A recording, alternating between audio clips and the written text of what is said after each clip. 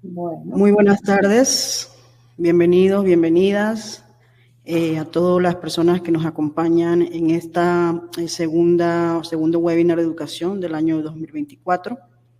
En esta ocasión, el tema que vamos a estar viendo, que nos va a compartir nuestra invitada, es el aprendizaje de estadística en primaria. Entonces, para compartirnos un poco sobre esto, está la doctora Soledad Estrella. También nos acompaña la doctora María Heller, directora de Innovación en el Aprendizaje de la Ciencia y la Tecnología de la CENACYT. Y así que vamos a pasar la palabra a la doctora Heller para que pues, nos dé un breve saludo, una bienvenida en esta segunda jornada que tenemos en el año. Adelante, doctora Heller. Bueno, gracias, Luz. Bienvenidos a todos otra vez de parte de la Secretaría de Ciencia y Tecnología. Como los que son reincidentes saben, venimos haciendo periódicamente charlas que se enfocan en la mayoría de los casos en la enseñanza de la matemática.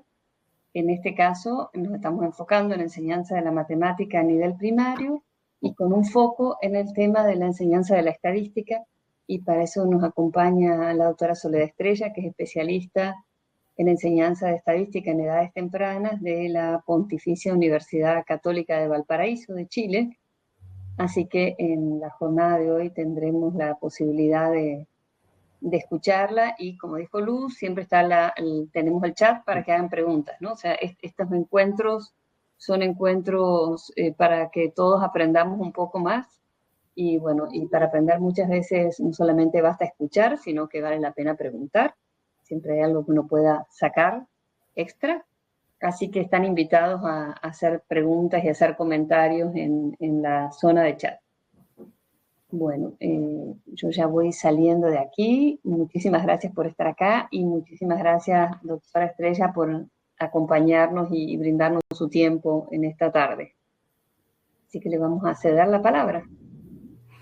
Así es, muchas gracias, doctora Heller, por el saludo.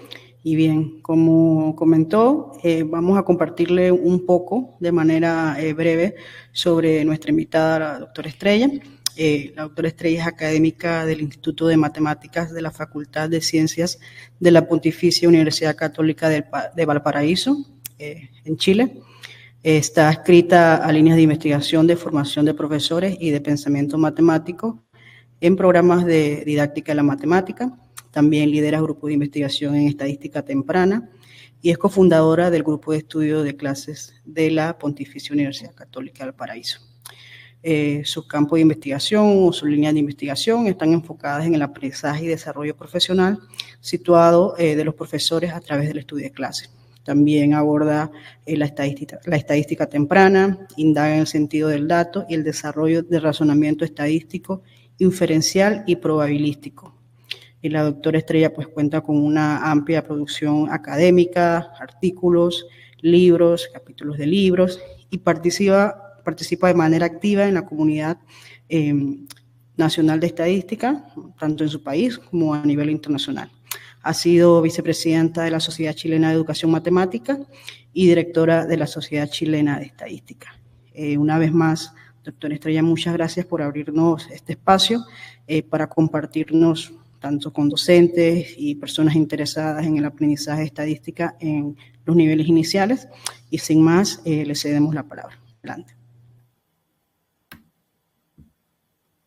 Bien, muy buenas tardes. Muchas gracias por la invitación. Siempre es agradable compartir con colegas de diferentes países. Me ha tocado hacerlo con Perú, con Guatemala y ahora con Panamá, así que es una experiencia rica en la cual yo puedo aprender.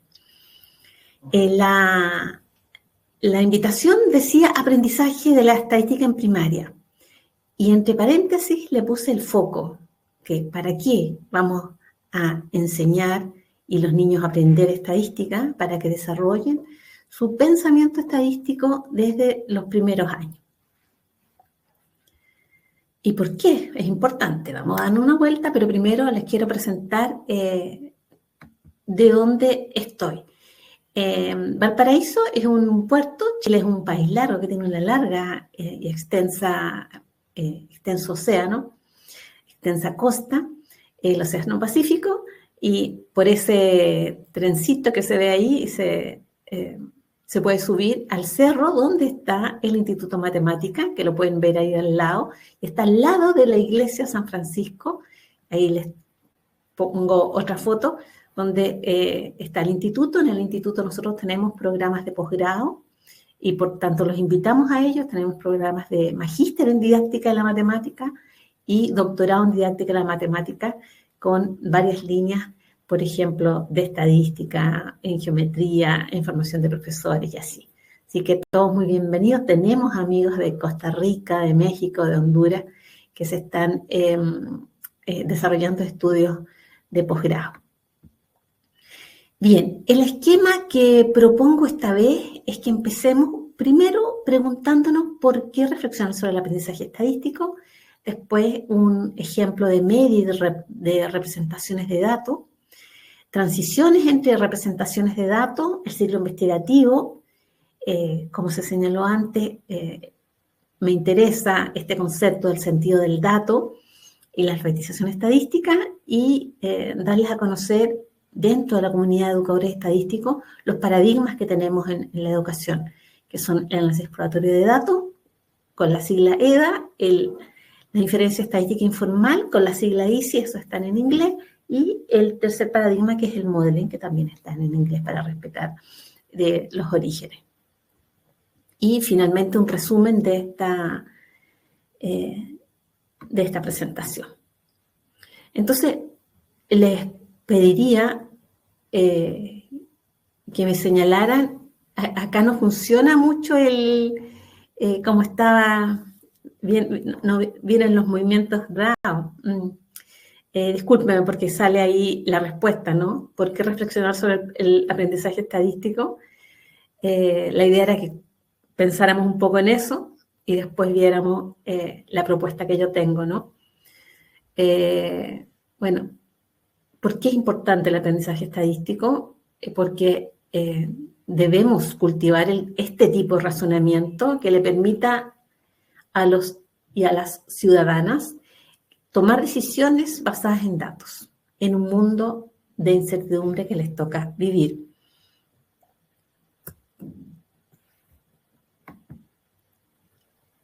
Esta imagen nos da cuenta del mundo en que vivimos, ¿no?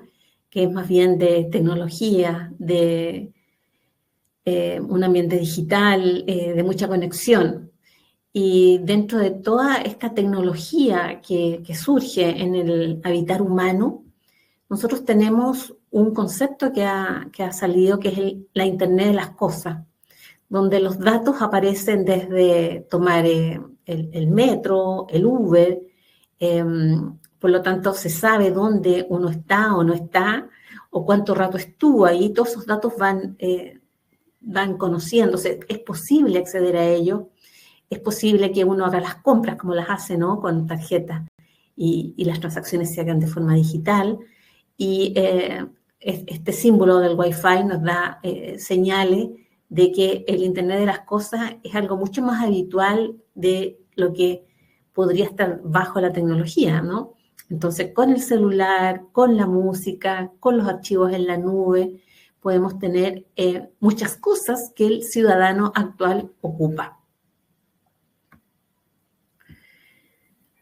Y eso ocupar, como señalaba, es desde la mano de nuestro celular, donde hay un individuo que completa en sí mismo un campo de datos.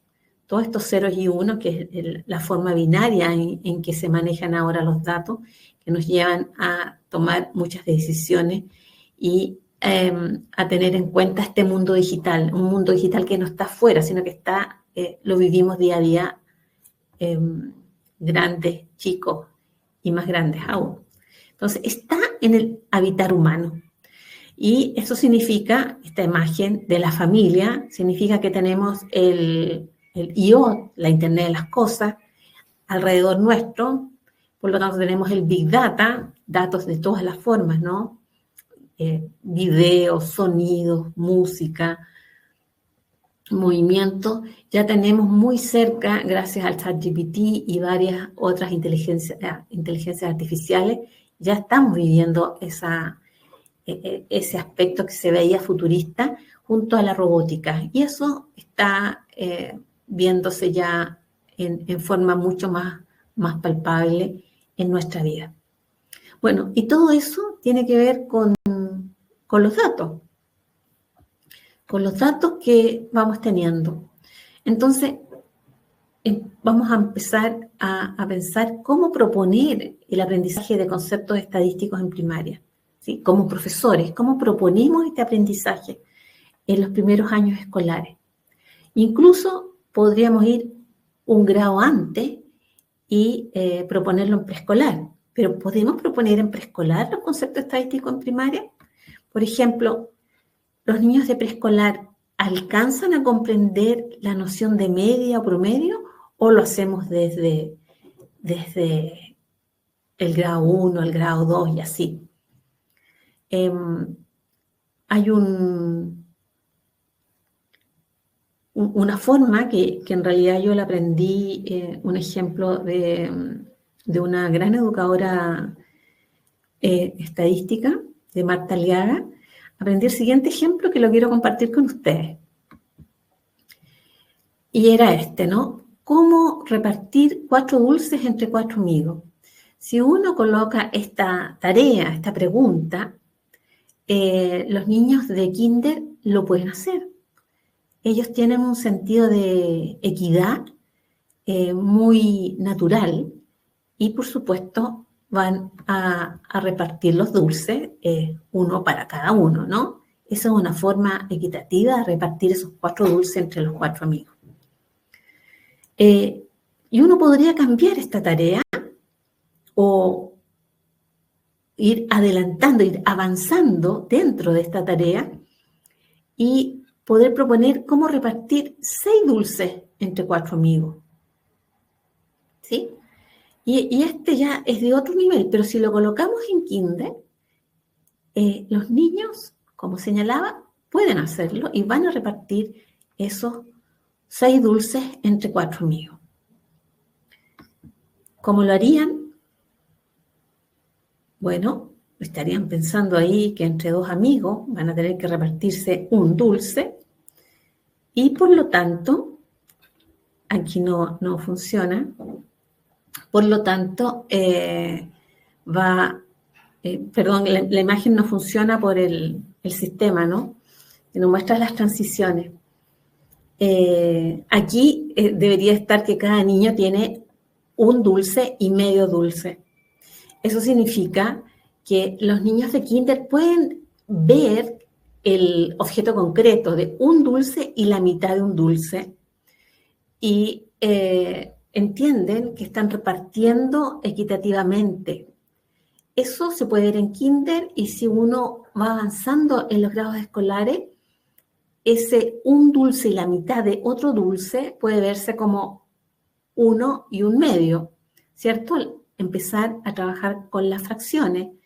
Incluso después seguir y ir trabajando con los números decimales y ese 1 y 1 medio pasa a 1,5.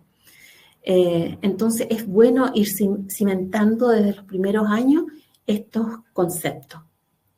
No esperar solamente a que llegue el sistema numérico adecuado para hablar de ello. Bien, ¿qué representación tiene que aprender primero? ¿Qué representación de datos tienen que aprender primero? ¿La lista o la tabla? Habitualmente en nuestros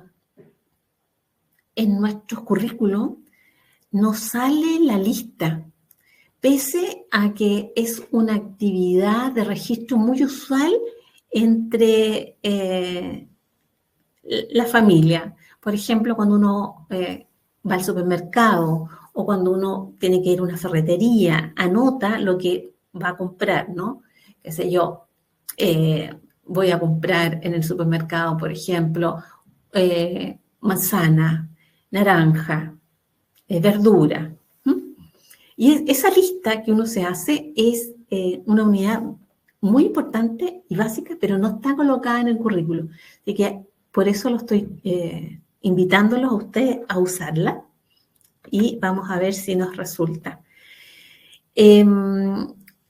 La lista, como les contaba, son aquellos conjuntos de datos que están organizados uno tras otro. Los podemos hacer una lista horizontal, como las que les estoy proponiendo yo aquí a la derecha, o puede ser vertical, que usualmente es la que usamos en lo cotidiano. Y uno lo puede hacer como tipo receta, ¿no? Que a veces la receta dice 2 tazas y uno, en vez de escribir 2 tazas, coloca 2 y hace el icono de la taza. Hay algunos libros que así presentan las recetas. Entonces uno puede colocar una lista con icono, como el que coloco arriba, o puede ser una lista textual. Y están separados por espacios o puntuaciones, y eventualmente pueden presentar el cardinal o no. Acá les estoy presentando la primera, que es una lista icónica horizontal. Esto es muy natural, observar datos y ver a los niños que recolectan datos así, sin indicaciones. Si uno le dice, ahí tienen los datos, a ver, ¿cómo los pueden organizar? Ellos hacen listas icónicas como esta, o ocupan la misma lista, pero con un cardinal, ¿sí? Si hay 2 lápices, aquí colocan 2 y el icono, la tijera, una tijera, el lente, un lente, las campanas, que eran 3 campanas, y el libro, que eran 2 libros. Entonces, esa es una forma icónica que aparece en los niños hasta cuarto básico. Y no la mayoría, pero sí hay niños de cuarto básico que la forma de organizar que tienen es con icono. Y también podemos ver listas textuales horizontales que repiten la palabra cuando ya tienen la escritura y pueden escribir, o tienen listas textuales horizontales con cardinal, como lo veíamos antes, ¿no? 2 lápices, una tijera, un lente, 3 campanas y 2 libros. Entonces es importante considerar las listas, porque las listas son la unidad básica de la tabla, que la tabla también es una representación de datos que ocupamos mucho en lo cotidiano y también en lo digital. Cuando uno, por ejemplo, va a páginas de compra de pasajes aéreos, todo lo que está detrás son tablas. Cuando uno visita una página web, hay tablas que permiten la ordenación. Bueno, ¿qué son las tablas? Hay tablas simples de datos, hay varias complejas, pero lo importante es que hay 2 dimensiones, que tenemos dimensiones horizontal y tenemos vertical para almacenar datos. Vamos a ver algunos ejemplos donde la variable cualitativa está separada de la cuantitativa, ¿no? Y se espera que una tabla tenga el trazado de filas y columnas para aclarar la diferencia. Cuando nosotros estamos en estadística, estamos trabajando con variables, y por tanto las variables tienen categorías, algunos le llaman clase, y eso suele aparecer explícito en forma verbal o gráfica, como lo veíamos con símbolos, también puede aparecer en la fila o en la columna. Y la tabla de frecuencia, como también vamos a ver un ejemplo, es la que expresa el número, el cardinal de esa categoría de la variable. Bien, entonces ahí tenemos una tabla, tiene que tener un título, tiene encabezados superiores, eventualmente tiene laterales, y dentro del cuerpo de datos, que es en el centro, vamos a tener una lista de datos, y si tomamos solo uno, ese es el dato. Bien, acá tenemos, por ejemplo, una tabla de conteo que habitualmente aparecen así, ¿no? Uno tiene aquí a la izquierda varias frutas que se presentan, y uno se hace una pregunta que puede ser, por ejemplo, ¿de qué frutas es la mayoría de las que están presentadas ahí, ¿no? O ¿cuál es la minoría de las frutas presentadas? Esas son preguntas, fíjense que yo ocupé la mayoría y la minoría, esas son preguntas más bien estadísticas. No son números, no son preguntas aritméticas, como ¿cuántas frutillas hay? Esa es una pregunta aritmética. ¿Cuántas fresas en este ejemplo? Bien. Si bien esta tabla aparece habitualmente en los libros, yo quiero hacer unos reparos porque fíjense que no ayuda mucho, ayuda al conteo, pero no al comprender cómo se distribuyen los datos, que es un pensamiento estadístico, con este tipo de tarja. Fíjense que toman 1, 2, 3, 4 y el quinto lo toman y lo cruzan. 6, 7. Acá, cuando es fresa, el dato 1 y el dato 2 está bastante separado que el otro que está acá, que el de pera. Y 1, 2, 3, 4 y cobra el 5. Y además está como centrado. Entonces, la verdad que aquí es solo contar. No es ver cómo se distribuyen los datos, sino contar y llegar a un número.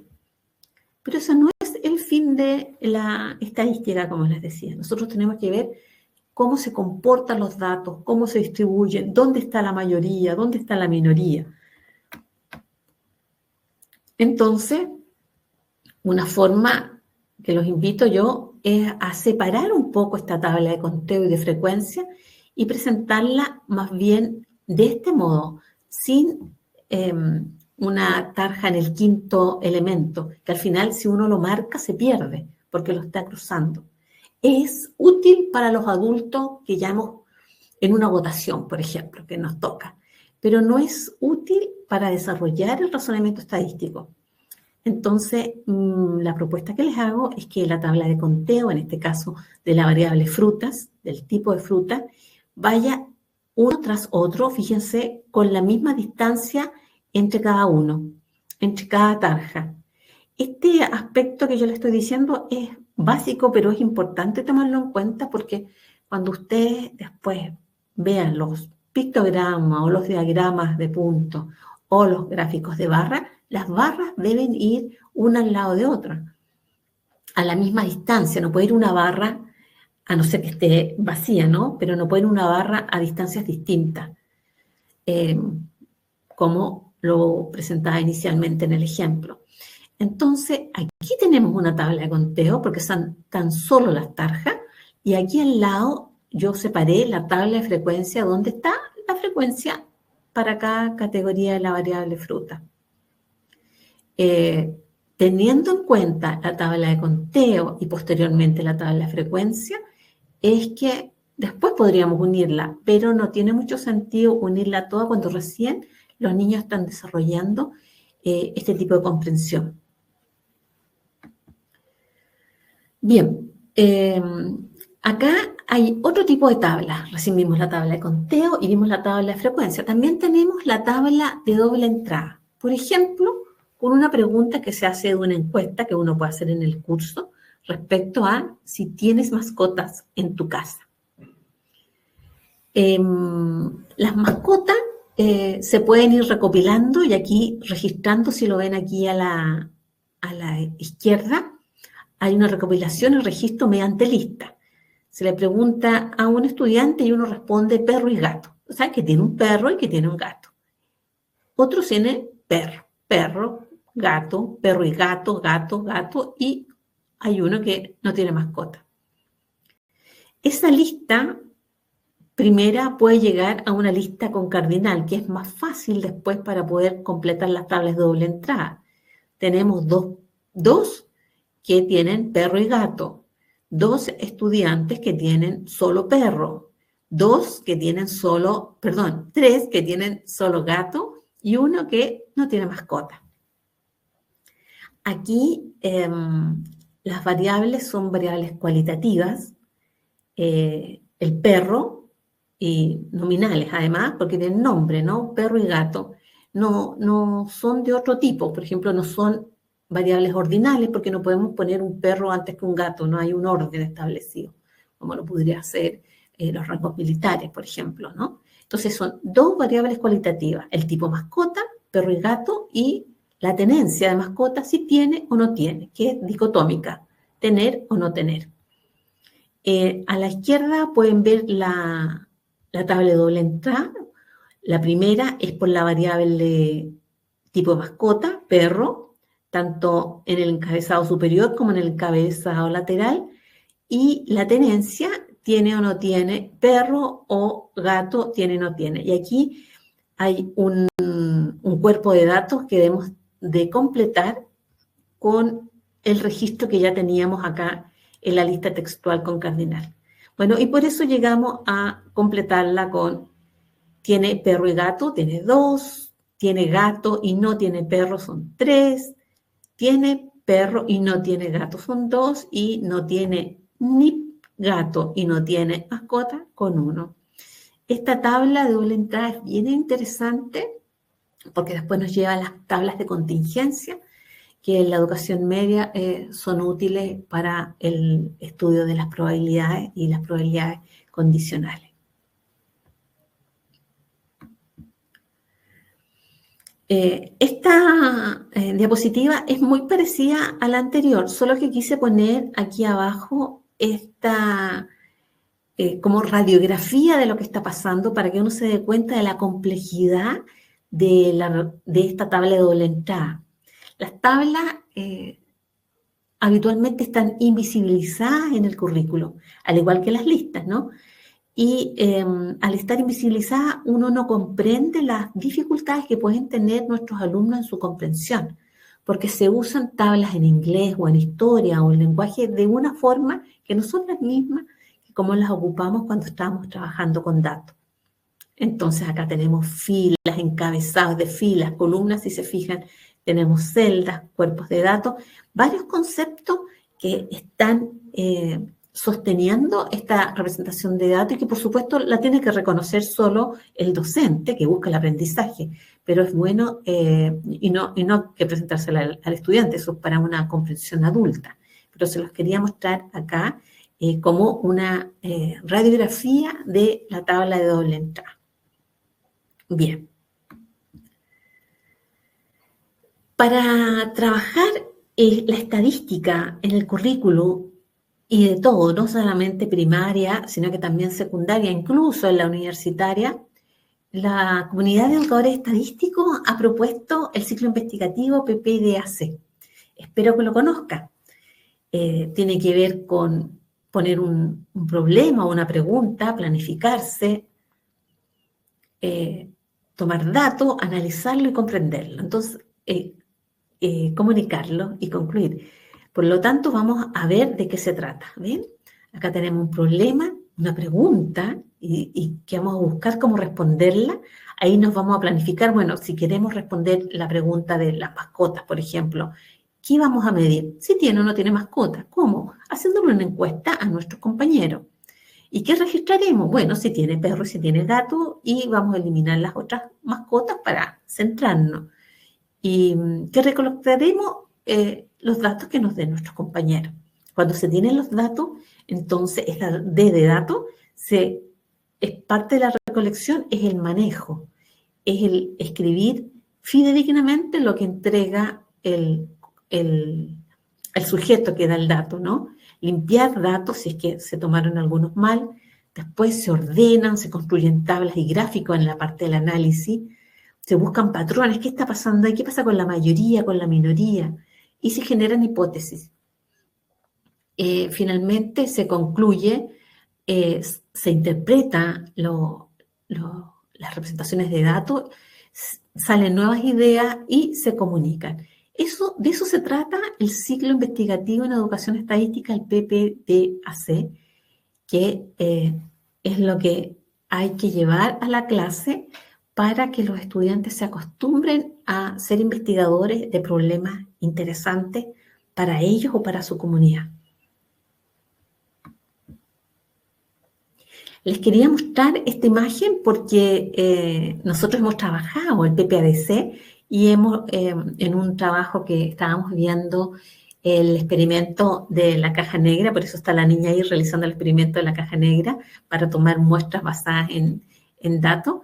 Tenemos el primer paso, que es hacer una pregunta, plantearse una hipótesis, realizar un experimento, recolectar y registrar datos, analizar y sacar conclusiones y comunicar tus datos. Una forma más cercana a los niños de lo que es el ciclo investigativo, el PPDAC. Bueno, si uno quiere recolectar datos, ¿no? Si uno quiere recolectar datos, uno podría hacerse una pregunta acá, muy simple, ¿no? Porque esta es solo una imagen. ¿Cuál es el color que más se repite en estos libros, por ejemplo, ¿no? Entonces, la variable aquí, que es lo que vemos, ¿no? La variable parece que lo que varía aquí es el color, especialmente. También hay tamaños, pero lo que podríamos ver con los niños es que aquí hay distintos colores. Entonces, la variable color podría tener cada color o podría tener categorías de color como los amarillos, los azules, y que podrían estar estos calipsos y estos azules, los rojos, y podría estar el rojo y el naranja, ¿no? Uno podría ver cada color o podría tomar categorías de colores para resumir más una tabla de datos y poder ir representando la recolección de datos. Entonces, cuando uno presenta datos, presenta una pregunta y también cómo recolectar los datos. Este otro ejemplo, que ya no nos interesa solo el color, sino que nos podría interesar de qué son los libros, ¿no? Esto podría ser una clase de ciencias, por ejemplo, clasificar algunos animales y la variable sería el tipo de animal y las categorías de la variable podrían trabajarse en la clase de ciencia.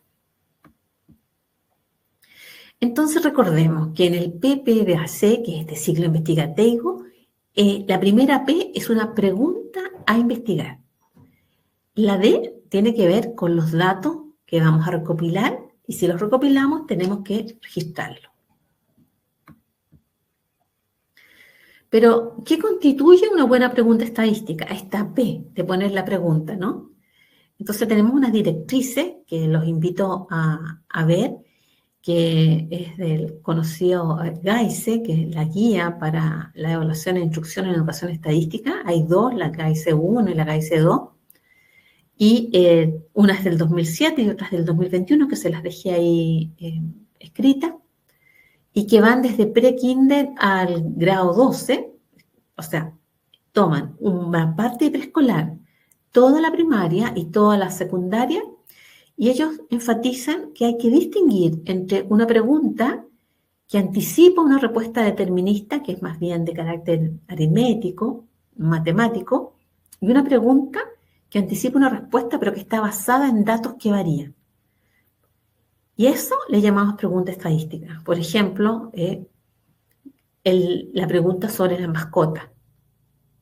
¿Qué mascotas tiene? Entonces, si qué mascotas tienen mis compañeros de curso, necesariamente tengo que tomar datos.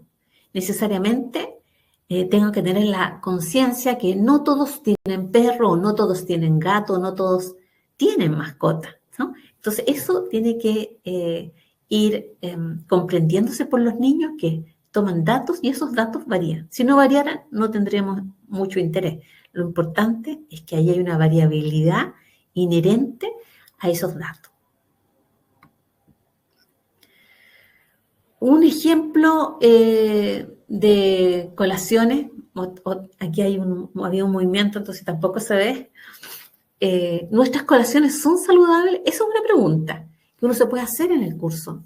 Si las colaciones en nuestro país son la fruta, o como ahí se ve el yogur que llevan los niños a la hora de recreo. Entonces uno puede preguntarle a un estudiante por su colación. A veces los niños llevan más colaciones, pero se tiene que preguntar por una sola, por la que más se repite o la más favorita del estudiante.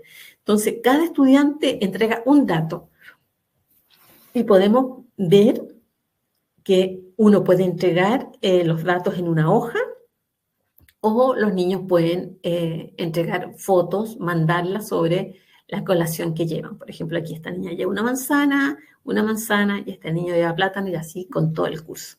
Entonces, si queremos saber si nuestras colaciones son saludables, que no lo sabemos aún, que percibimos, ¿no?, que algunos son poco saludables y otros son saludables, necesitamos tomar datos. Y esos datos los podemos tomar, entregarlo, sacar que los niños coloquen la colación que llevaron ese día sobre la mesa del profesor, por ejemplo, una colación por cada estudiante, sacarle una foto y esa foto presentarla en el PowerPoint para que los niños sepan los datos y ahí empiezan a organizarlo.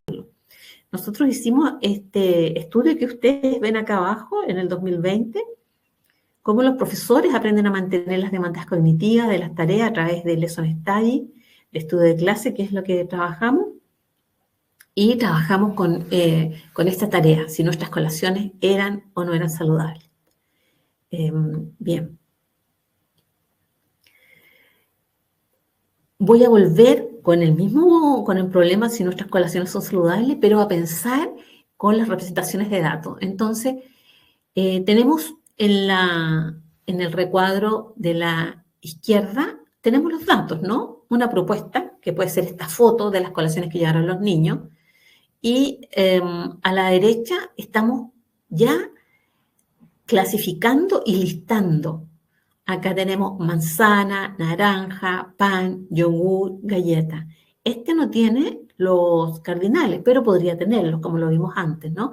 Entonces, los estudiantes, teniendo los datos, teniendo la imagen de los datos, mejor si cada uno lo tiene en su puesto para poder tajarlo, entonces ellos pueden empezar a clasificar de las maneras que ellos se les ocurra. Yo propongo eso porque van a encontrar una riqueza en las posibles respuestas a sus estudiantes, que son muy variadas y todas son muy interesantes. Entonces ellos pueden clasificar y pueden listar. Hay algunos que no necesitan la lista y pasan inmediatamente a otra representación, pero hay algunos que sí necesitan pasar por las listas. Entonces tenemos dos partes de este PPADC. Uno, que estamos recolectando los datos, la D de datos, y acá, cuando ya están listando, hay un razonamiento que se empieza a usar, entonces estamos empezando a la A de analizar los datos. Estoy pensando en el PPDAC, en el D y en el A del ciclo investigativo. Entonces, también nosotros podemos pasar de listas de datos a tablas de conteo cuando estamos analizando los datos. Acá pasamos de clasificar a listar, que era lo que veíamos antes, y acá empezamos a categorizar. Categorizar porque si aquí tenía manzana y naranja, acá la categoría ya se llama frutas. Y en frutas vamos a colocar manzana, naranja y lo que vaya apareciendo. Acá está el pan, acá está el yogur, acá están las galletas. Fíjense que nuevamente les propongo no hacer las tarjas, sino que colocar cada tarja a la misma distancia una con otra y fácilmente, sin necesidad del número, uno sabe dónde está la mayoría del tipo de colación que llevan. En esta ocasión, la mayoría la da el yogur y la minoría se repite, ¿cierto? Solo viendo la longitud de esto, entre el pan y las galletas. Entonces tenemos ahí que estamos categorizando, estamos tabulando y estamos realizando el conteo. 1 a 1, ¿sí? Cada tarja es 1 a 1 y estamos en la parte del ciclo investigativo que es analizar los datos. Ahora los invito a ver más transiciones de representaciones de datos, ¿cierto? Vimos de listas a tablas de conteo y ahora vamos a ver quiénes están consumiendo más fruta, es una pregunta, ¿no? Y acá en la primera imagen, ¿qué es lo que ustedes ven? No sé si pueden colocarlo bien. ¿Qué representación es la primera? La primera es un pictograma. El pictograma, pero hay una diferencia entre el pictograma en sentido horizontal que en sentido vertical. No en números, solamente en el uso espacial, ¿no? Y la categoría que son niños y niñas, quienes están consumiendo más frutas en el curso, está dado en términos icónicos. Entonces, este pictograma se encuentra en términos icónicos, tanto por la variable niño o niña, como por los datos sobre las frutas. En la segunda imagen ya entra la escala con el conteo tanto en el eje X, si está aquí horizontal, o si está vertical en el eje Y. Acá pusimos ya no el icono, sino que pusimos el texto, niños y niñas. Entonces, hay transiciones entre las distintas representaciones de datos y ojalá los niños tengan experiencias con estas transiciones para que las vayan cuestionando y vayan asimilando y tanto sus fortalezas como sus debilidades. Porque una fortaleza, si es que yo ya tengo el cardinal comprendido, es que en esta segunda parte basta que vea, sin hacer el conteo 1 a 1, que las niñas ya tienen la mayoría consumido por ello porque ya tienen 7 frutas. Cuando pasamos al siguiente, hay una abstracción de la naranja a pasar una X. No todos los niños entienden esa abstracción de que la naranja se convierte en una X, ¿no? Y eventualmente esto uno puede verlo con un recuadro alrededor, de forma de pasar desde un diagrama así más bien icónico, con no tanto pictograma, sino que con el icono X y con el icono X en ambos lados, con escala, para llegar después al gráfico de barra. Fíjense que el gráfico de barra elimina el dato, porque estas X están representando cada dato, cada naranja que había. Y aquí, en la última representación, que es como usualmente uno ve los gráficos de barra, ya no hay este elemento discreto, sino que incluso se continuiza, porque uno coloca una barra,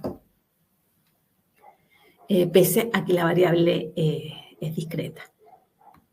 Bien. Entonces, acá les quería presentar que del pictograma, ¿quiénes están consumiendo más fruta? Entonces pasamos de un pictograma horizontal y un pictograma vertical sin escala a uno con escala, y después pasamos de la transición del icono en el diagrama de barra con escala a un gráfico de barra horizontal y un gráfico de barra vertical. Entonces, tengamos en cuenta estas transiciones entre las representaciones. Hablando de las transiciones en representaciones, yo quería proponer, eventualmente nosotros lo proponemos, más que eventualmente lo proponemos usualmente en nuestros grupos de estudio de clase, en las escuelas, que trabajen la organización de la pizarra. En nuestro país no se enseña a cómo organizar la pizarra. El profesor escribe como aprendió o como modeló de alguna forma, pero la propuesta es la siguiente, ¿no? Que uno coloque en la izquierda, en la primera columna a la izquierda, divida la pizarra en 4 partes, coloque el objetivo y haga un pequeño repaso, el problema de hoy, que es la pregunta, las estrategias de los estudiantes y el resumen de la clase. Si un niño faltó a clase, basta que sacar una foto para entender qué pasó en la clase. Por ejemplo, esta. Aquí el objetivo era registrar y representar datos obtenidos en juegos aleatorios y determinar el punto medio. Hay un repaso, hay algunas ideas importantes, el problema de la clase. Bueno, se lanza un dado 12 veces, ¿qué cara saldrá? ¿Cuál cara saldrá más y cuál menos? Y ahí se ve lo que pasó, unos datos, lo que pasó con los estudiantes, lo que hizo un estudiante A, hay libertad de representaciones de datos, construyó una tabla y un diagrama de puntos, y el estudiante B construyó un gráfico de barra. Aquí el estudiante A coloca el número de cada cara del dado, en cambio el estudiante B coloca una imagen de la cara del dado. Bien, y acá las conclusiones. Aquí otras ideas que se pueden obtener de la pregunta que se buscaba, ¿no? Entonces uno coloca la pregunta, las estrategias de los estudiantes y las conclusiones que se tienen al final. Bien, entonces, ahora quería mostrar algunas ideas necesarias para la enseñanza y aprendizaje de la estadística en primaria. Voy a preguntar cómo estamos con los tiempos. Si es que queda tiempo aún, Luz. Sí, nos quedan alrededor de 15 minutos más o menos, doctora. Ya, entonces vamos a ver. Quería señalar algunas ideas de la importancia de la estadística, y es porque todos nuestros estudiantes van a ser ciudadanos que tienen que argumentar con un pensamiento crítico y tomen decisiones en esta sociedad que les tocó, sociedad de la información, bajo el Big Data, donde los datos están en todo nuestro hábitat. Alfabetizar estadísticamente es una misión de la escuela y que incluye habilidades básicas para comprender la información estadística, para organizar datos, que es lo que hemos venido trabajando ahora, construir y presentar tablas de datos y trabajar diferentes representaciones. Y también incluye la comprensión de conceptos, como veíamos al principio, ¿no? Que estábamos viendo la media, vocabulario y símbolos que son propios de la disciplina estadística, pero no tan solo recolectar datos y analizar datos, sino que también tener una comprensión de la probabilidad, una medida de la incertidumbre. En todo este espacio que es complejo, que nos toca a los profesores de educación básica, de enseñar estadística, hay una meta que es más bien de aritmética y que es desarrollar el sentido numérico. Desarrollar el sentido numérico va por una beta que es muy distinta a desarrollar el sentido del dato en la escuela, porque el sentido del dato es centrarse en los datos y por lo tanto centrarse en un contexto. Este sentido del dato le va a permitir flexibilidad y creatividad al resolver problemas que tienen que ver con datos, por supuesto, ¿no? Y para utilizar argumentos y estrategias propias de la estadística. El sentido del dato se enfoca en observar el comportamiento de los datos y su variación para llegar a inferir algún resultado en los contextos de incertidumbre y obtener información con evidencia basada en los datos. El dato, el corazón de la estadística. Y la noción de incertidumbre también es importante porque el foco de la estadística es sobre la incertidumbre, pero porque hay una variabilidad aleatoria y esa variabilidad aleatoria permite distinguir patrones.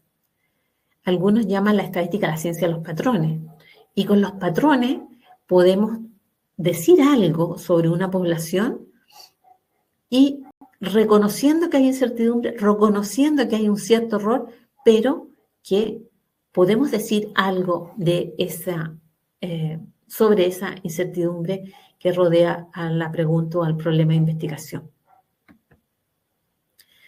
Para enseñar estadística, los educadores estadísticos proponen 3 paradigmas: el análisis exploratorio de datos, la inferencia estadística informal y el modeling, como lo veíamos al principio.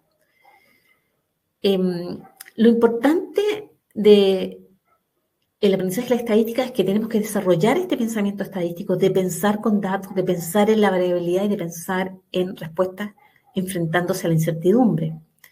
Entonces, el pensamiento estadístico está relacionado con un aprendizaje a largo plazo. Por eso es muy importante desarrollarlo como lo propone Geise, desde pre-kinder hasta fin de secundaria, y que trasciende la lógica determinística de la matemática y tiene en cuenta la variabilidad y la incertidumbre.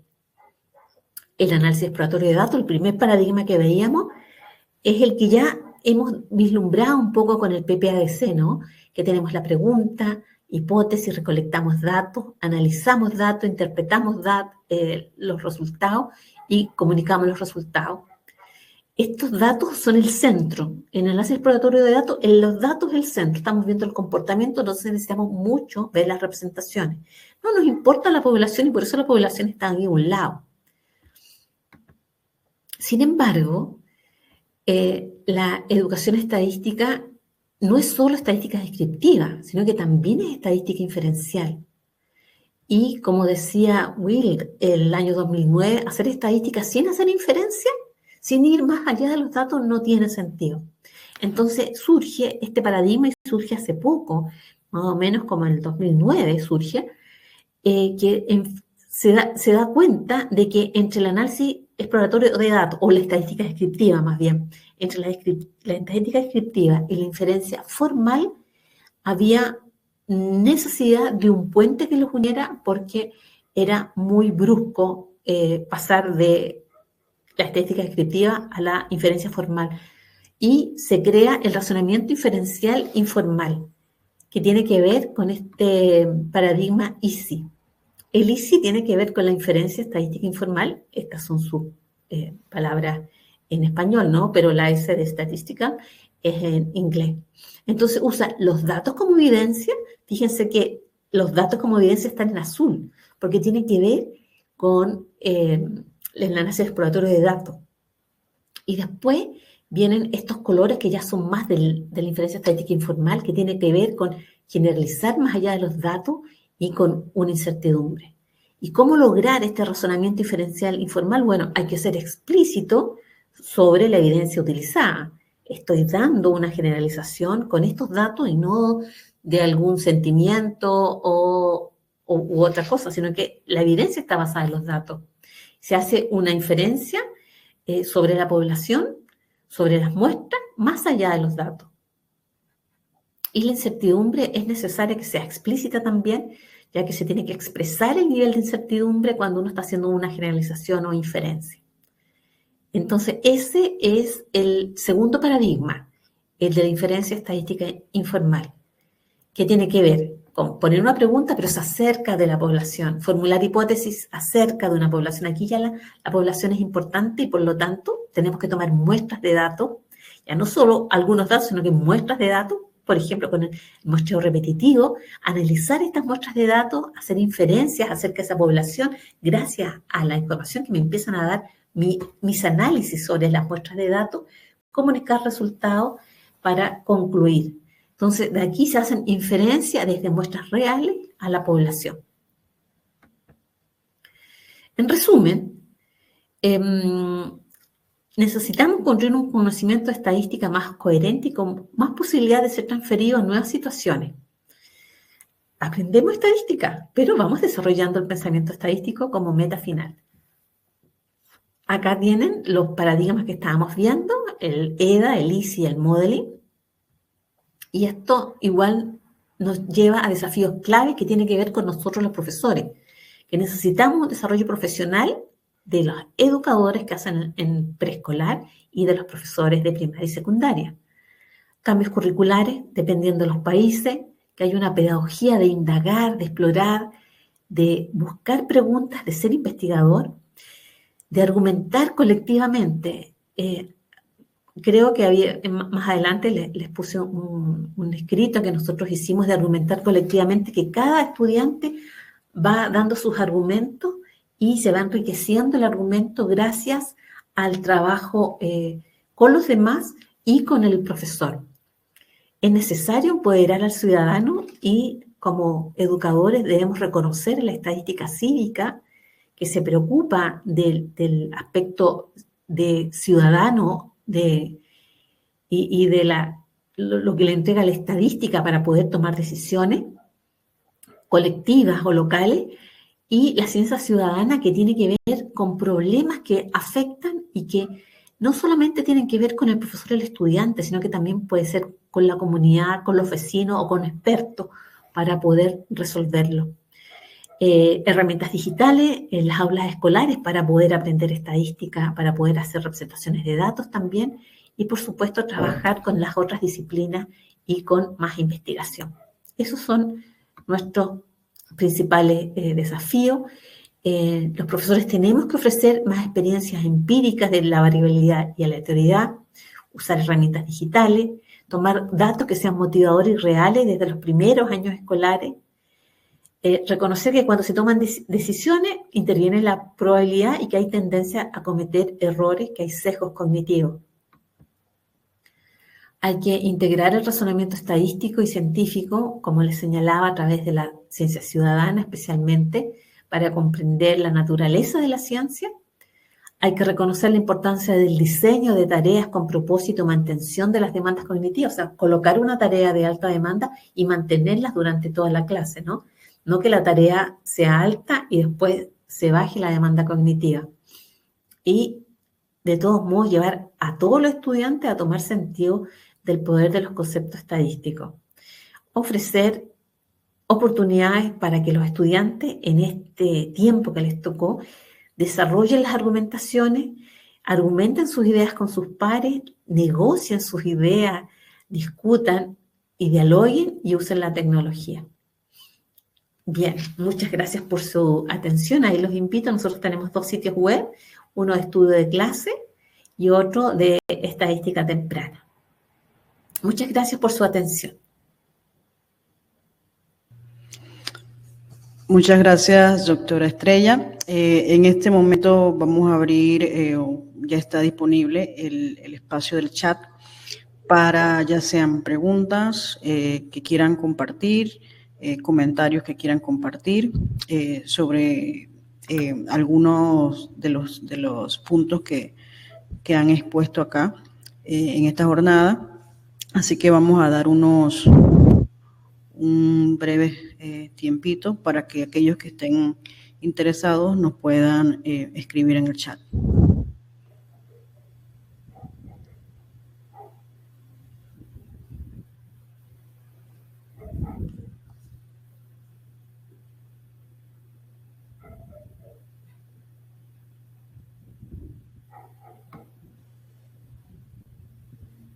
Bueno, si no preguntan, voy a preguntar. Okay. No, que estoy viendo aquí el tema del estudio de clase, ¿no? Que es una de las cosas que ustedes señalan como una actividad a la que ustedes se dedican. El estudio de clase, ¿cómo lo organizan? ¿Junto con los maestros? ¿Cómo se desarrolla? ¿O es investigación? ¿Qué es exactamente? Claro, invitamos a alguna comunidad, por ejemplo, y les proponemos una clase que no está completamente terminada, ¿no? Por ejemplo, una clase que tiene que ver con un juego de probabilidades. Entonces, los invitamos a pertenecer al grupo. Habitualmente nosotros invitamos de primero a tercero básico. Entonces llegan 6 profesores, pero siempre se nos agranda el grupo, porque quieren los de kinder y porque quieren los de cuarto, y cuando ya saben los de cuarto, quieren los de quinto. Entonces, finalmente, los grupos son más o menos de 10 profesores. Yo creo que lo más valioso de estos grupos es que aprenden a hacer clases basadas en la resolución de problemas. Entonces, se busca un problema y se lleva al aula, se hace un plan de clase, algunos del grupo lo implementa en su curso, algunos colegas van a ver la implementación y siempre grabamos la implementación y después en la otra sesión empezamos profesionalmente a ver qué pasó o qué no pasó de lo planeado. No lo que hizo o no hizo el profesor, no lo criticamos al profesor, sino que es lo que planeamos en conjunto. Por lo tanto, es un plan de clase del cual somos responsables todos los que estábamos en el estudio de clase. Y después de esa implementación, se hacen observaciones, podría hacer esto, que hay que cambiar el material, que hay que cambiar las preguntas, dependiendo de cómo reaccionan los estudiantes, y se mejora el plan de clase y se hace una segunda implementación con este plan mejorado y se repite el ciclo. El estudio de clase es un ciclo, ¿no? Que es un ciclo profesional, de desarrollo profesional. Entonces, especialmente los profesores aprenden a colocar el enfoque de resolución de problemas, no solamente cerrado, sino que abierto en el aula, y a la vez aprenden un contenido del cual están débiles. Nosotros casi siempre hacemos contenidos de estadística. Entonces... Ustedes ayudan en ese análisis de la clase, no lo dejan como en manos de los maestros, sino que ustedes intervienen guiando un poco ese proceso de análisis de la clase. Sí, pero yo diría que también tenemos la experiencia de que dejar un poco atrás, porque lo que nosotros necesitamos es que los profesores sean quienes vivan la experiencia, ¿no? De investigar su propia clase y de mejorar su propia clase. Entonces, orientamos, pero muy, muy de atrás, porque cada escuela tiene su cultura y tiene su dinámica. Y somos muy respetuosos de eso.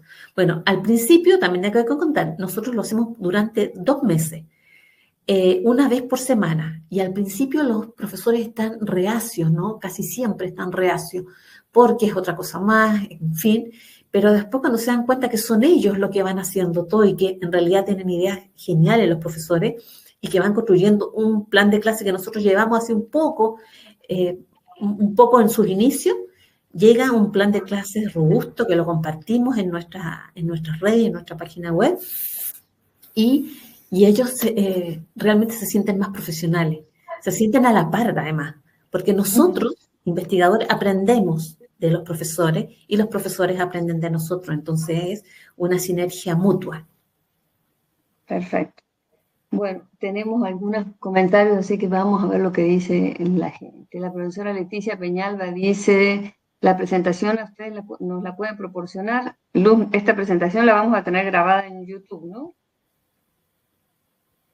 En el enlace, en la dirección. Sí, correcto. Aquellos que estén participando también tenemos su correo. Le podemos compartir la presentación. Luego está la Diana Carolina Pérez, que pregunta: ¿cómo podemos definir razonamiento estadístico en educación temprana? Esa es una pregunta como para que nos tomáramos un café y la conversáramos, porque es larga. Yo diferencio el razonamiento estadístico del pensamiento estadístico, ¿no? Que el pensamiento estadístico es más bien del nivel del estadístico profesional. Y el razonamiento estadístico es más bien de un nivel, bueno, en realidad siguiendo las ideas de Garfield, que primero coloca la alfabetización estadística, después el razonamiento estadístico, después el pensamiento estadístico. Pero si yo tuviera que decir ahora sí qué características tiene el razonamiento estadístico, tiene que ver con esto del sentido del dato, ¿no? De tener conciencia de que hay que tomar datos, de esos datos tienen que ser fidedignos, de que hay una variabilidad, pero que me permite finalmente esta variabilidad aleatoria encontrar un patrón y poder decir algo. No puedo decirlo todo como en matemática, pero tampoco puedo decir nada. Estadística me permite decir algo y expresar la incertidumbre que existe de mi afirmación, ¿sí? No sé si eso relata un poco, pero yo lo vería más bien con aspectos del dato, de la variabilidad y de la incertidumbre. Y por lo tanto, del manejo del error. Nosotros tenemos un error ahí que siempre decimos algo, pero con un cierto error. Eso es lo que permite el razonar de forma estadística. Bien, ahora Paola Mugiani nos dice: excelente, muchas gracias. En San Juan, Argentina, este año se cambió la currícula de educación primaria, por lo que desde este año los estudiantes del magisterio recién se están formando, lo que implica que los profesores del magisterio reciban capacitación de enseñanza de la estadística en temprana edad. ¿Qué material teórico sugiere? Bueno, yo lo invito a revisar nuestra página web. Nosotros ahí tenemos varios recursos gratuitos, porque son productos de investigaciones. Así que una forma puede ser esa, estadísticatemprana.cl. Y si no, si quiere algo más, podría ser que me escriba mi correo. Sí, mi correo no está ahí. No, está al principio. Creo que está al inicio de su presentación, correcto. Uh-huh. Bien, está al principio de la presentación. Muchas gracias por las preguntas. Muy bien, si no tenemos más preguntas, queremos agradecerle a la doctora Soledad Estrella una vez más por compartirnos su conocimiento de manera bastante resumida, sabemos, en este espacio que siempre dedicamos a brindar este tipo de formaciones o nuevas líneas de investigación, de educación, sobre todo en el campo de educación, formación de profesores y aprendizaje en nuestras escuelas acá en Panamá. Como siempre, recuerden que de este webinar está grabándose y va a quedar publicado en la página de YouTube de la Dirección de Aprendizaje. La pueden ubicar como APRE-CENACYT en YouTube. Y va a quedar ahí para aquellos que pues no hayan tenido la oportunidad de estar acá con nosotros. Así que una vez más, muchas gracias por su participación.